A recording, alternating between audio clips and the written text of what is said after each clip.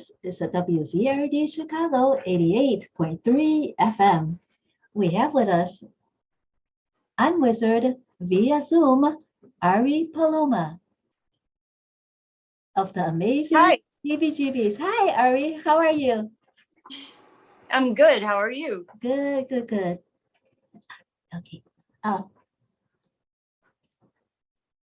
So thank you so much for joining us on WZRD today. And sorry about the technical difficulties, but we have you here now. So we were playing several of your tracks. We might have even played the whole album of Bad Feeling, your amazing Heeby Jeebies album. So what is the genre or the genres of the amazing Heeby Jeebies? Our influences are drawn from 60s, 70s rock and roll, 70s punk, garage rock, maybe a little bit from the era of early 60s, late 50s. Mm-hmm. We've morphed over time into different, genres as well, like from rockabilly into rock and punk. Mm-hmm. The Jeebies website indicated that amazing Heeby Jeebies members got fired, arrested, incarcerated, shot, killed, and resurrected. So they're the worst of the amazingly worst, and they'll scare you out of your pants. Can you please elaborate a bit on this and how you created the amazing name for your band? The name came primarily from a Little Richard song, which is old slang that refers to a convulsion or spasm or orgasm or a drunken delusion. So that's where we came up with the name. Like in old film noir movies where you see like Bob's drunk, he's in a drunken delusion, and he's got the Heeby Jeebies and he's shaking. I've seen that. We've seen it a lot in old film noir movies. Mm-hmm. Yeah, yes, because it's really I see the kind of like the rebel in your song. So that's why we had our theme of our radio show today to be rebels, being just reflective of all the activism and of course of your band. So please describe for us how the various groups and artists influenced the amazing Heeby Jeebies. Most musicians, how I think it's more just cult horror, a lot of that genre, a lot of the old movies that we watch, things like that, influence music, songwriting, our sound, just old bands from the 70s and the 60s. Just anything dark, spooky, weird. Mm-hmm. Yeah, I see that there's like the X and the Stooges. So that's the Three Stooges? The Stooges, or is there like a... well, actually, they drew from the Three Stooges from their name, but it was actually from the Stooges with Iggy Pop. Okay. So they influence you because I've seen you perform, and there's like a lot going on. So it's really interesting. If you could give us a little insight of how you like meshed everything together. What drives you? What's the creative force that puts everything together? The creative force would be a lot of the interests that we have as band members, that we just have. We come from different musical backgrounds, and we just kind of mesh it all together, because you can't dig up musicians like these in usual places. You have to look under a rock, under tombstones, and the Slammer, the Lion's Den, Grease Under the Hood, the fuel that ignites the fire. So our influences are all the music your mom and dad kept you from hearing, but you snuck away and listened to anyways. Mm-hmm. Yes. So you are a very creative person. What or who inspired you to be so prolifically creative? Because you do art, and then you dance, and then the band. So, and you know, what occupies the most of your time of all your creativity? There's always a party in my brain. So I'm always painting, or that's where I spend a lot of time on my art. And I have a lot of visions in my head, a lot of things going on with songs that I hear and I want to create. And it's a little bit of just like all the things that I have, like dreams, things around me. Music influences me a lot, or movies. And aliens, of course. I think I'm an alien, so that helps. Well, you enjoy the alien movies, the space movies then? No, more like sci-fi monsters. Okay. What's your favorite monster then? My favorite monster, I have a lot of them, but I have to say the Wolfman, the werewolf. We even have a song called Loup Garou based on the werewolf. So I think I saw that on your website. We'll play that later. Yeah, that's my favorite. Oh, okay. We'll make note of that. Okay, please describe to the audience a bit of all the art that you do. Is there anything else like besides the drawing and then the band? Well, I kind of dabble in different weird, projects, but I make these candles and things, and also my paintings and art prints and t-shirts, and I do album covers for other bands, band posters.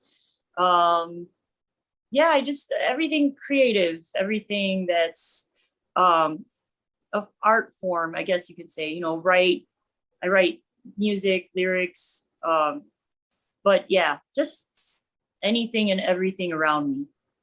What about the t-shirt that you're wearing now? Is that did you create that?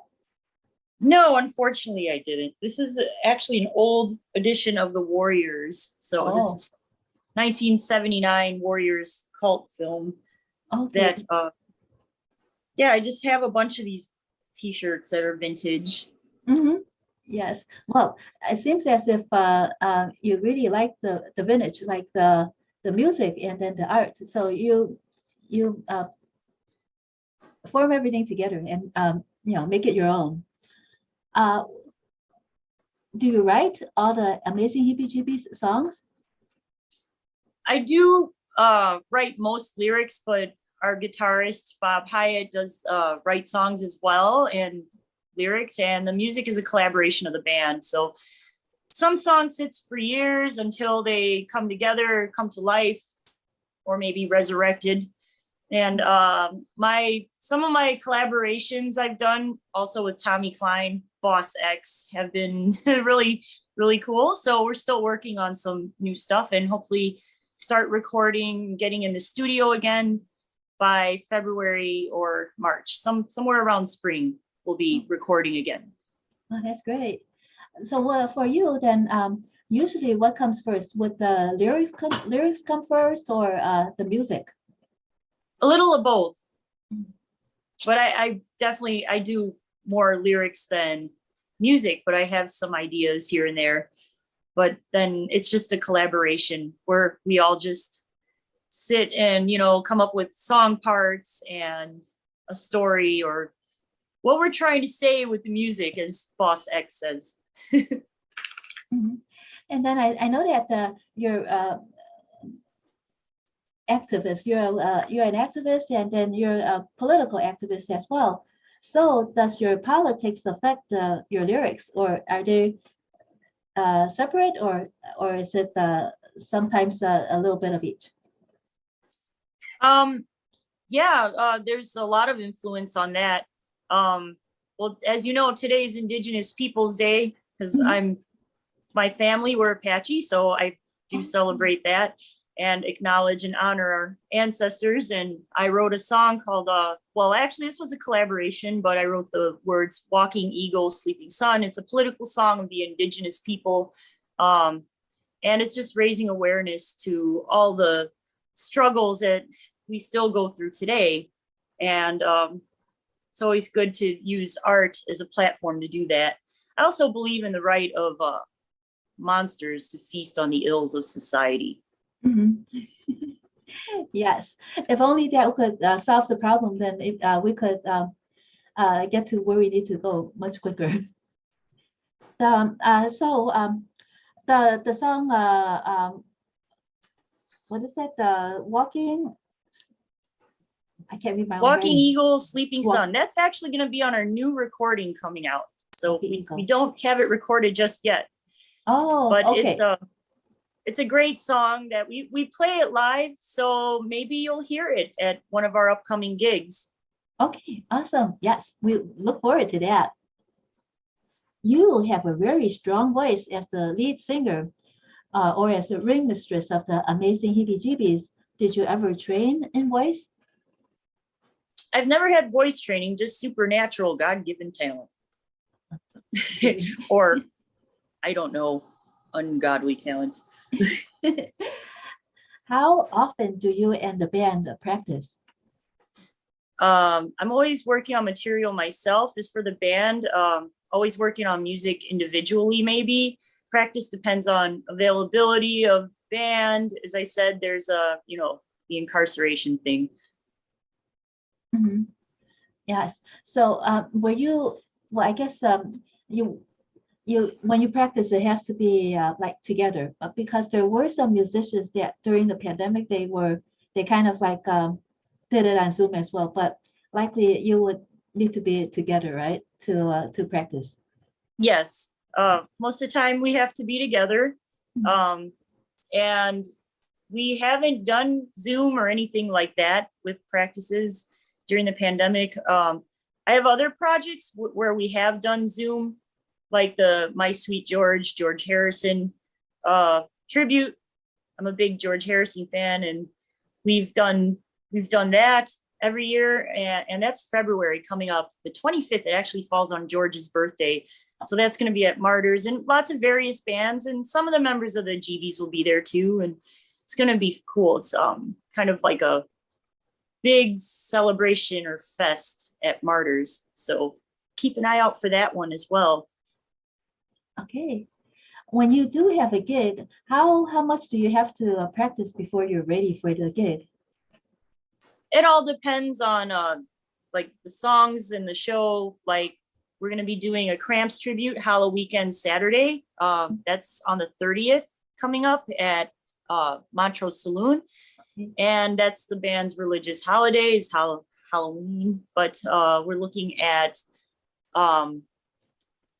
probably like just a few, maybe 6 songs of the Cramps. And that takes a lot of practice to learn new songs, or especially if we have, substitutes. Like I said, if Boss X is incarcerated, then we have to have a sub. And so we have like lots of different types of shows. We have like the Cramps tribute or just our original show, maybe a month, or maybe just one practice, or maybe none. It all depends on the show and the timeline. Okay, so what time, just in case our listeners want to catch you on October 30th at the Macho Saloon? I think we're going on around 10-ish. 10-ish, okay. And the Smithereens tribute, they do tributes every year for Halloween weekend. They're going to be going on as a headliner. So Jeebies are somewhere in there, maybe 10, maybe 9. So I don't really know the times just yet, but it's going to be a fun night with a bunch of bands. We were, Bill Morin and I were at the Macho Saloon trying to catch you, and then we were so disappointed when we arrived, you had just finished. So that was a couple of pre-pandemic. Yeah. But we'll try to catch you. We're there quite often, so you'll be able to see us again. Yes, absolutely. So that is one of the gigs that are coming up and Halloween. Are there other ones that are coming up? So you could just let the audience know so that at least we'll have some idea. I think that's pretty much it for the winter fall season. There might be a few that pop up. but I'm looking at just focusing on recording for early spring, winter, and then our big shows are Motoblot. We're doing Motoblot again this summer, and it's a big motorcycle, like just a huge event that's a lot of bands like punk and rock and roll. And then we're doing where is that about, and then about what time during the summer? Where is it?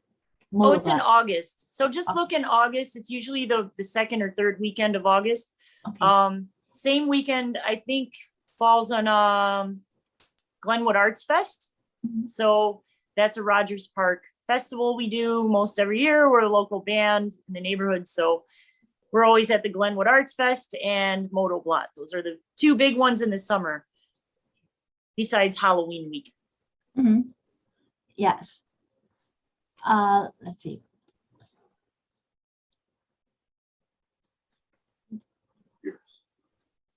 We also have a New Year's Eve show. Okay.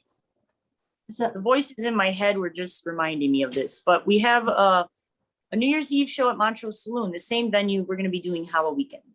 Okay, awesome. Thank you. So you're already starting. You're going to be starting to record for your next album in the fall and in the winter. Yeah, we're going to have a lot of new songs that we're playing live right now. Okay. And then some that no one's heard. And yeah, we're working on a few, and it takes a little while to get that going and have the right sound. And it's a collaboration on this new song that we're doing, and hope to get some of these recorded by the time summer comes. Collaboration among who? Oh, amongst the other Jeebies. So okay. Yeah, we'll have something soon we'll be able to showcase this summer. Any working title for the album? Not yet. We haven't really hit on the name until we get some of the songs and get the feel of what the album is. Mm-hmm. What the theme will be, right? Right. Mm-hmm. Yes. Okay, let's do a wizard community assessment with you. WZRD Chicago, being a nonprofit radio station, must be responsible to the community we serve. WZRD is mandated to file quarterly issues with the FCC on non-entertainment community-focused programming. We like to assess the community for these quarterly issue topics with 3 questions. First of all, what is most important to you? It's not like only music, it's like to Ary Paloma, what is the most important to you? Most important thing would have to be, on a serious note, voting. Mm-hmm. Okay, thank you. Yeah, I've been reading about that, and it seems as if there will never be any change. I'm in my master's classes now, and the most important takeaway is that no matter what policy reforms are implemented or what we try to do, it won't get done until the minorities improve up the voter the voter turnout. So that's the most important. And to uplift voices that are, like minority, like you say, or have people all involved in the community. That's the only way to make changes. If you're complacent and, it doesn't work, it's not going to happen. If you have that kind of, that mindset of just skepticism all the time, then the other side of that, the people on the top are always going to be active, or, just if you don't do anything, don't complain, basically. So always get active, and everybody can do something. Everyone can put their voice out there, and voting is really important. That is very true. Second, what long-term problem must we address? Humanity first. I think putting humanity as a priority, taking care of each other. And what problem must be resolved now? I think I would say the the coven, no, COVID vaccination, and also abolishing poverty. I think basic income, universal basic income, is the other thing that we need to really look at, like now, because there's a lot of just a lot of poverty that also links to crime and other problems, and I think that would help immensely with communities. Mhm. Yeah, because if there's a universal basic income, the disparity, the inequity wouldn't be so far apart. It'd Right, I still be think far. Yeah.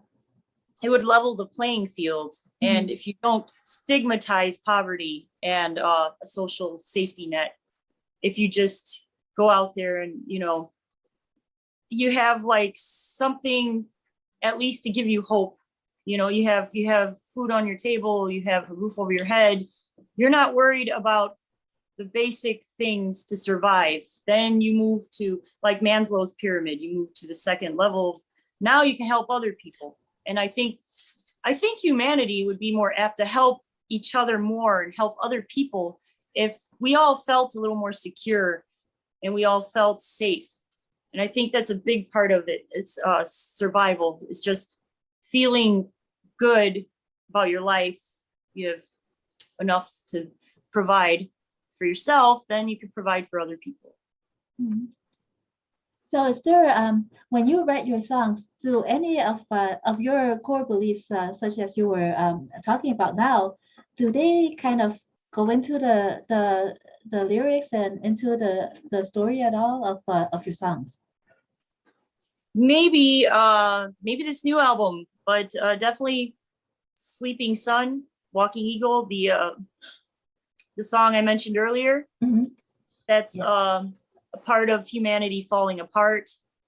And it's also Indigenous Peoples Day. So it all connects in that song, like everything, how we've treated our planet, things like that. But that's the only song so far I have, but there's going to be a lot more.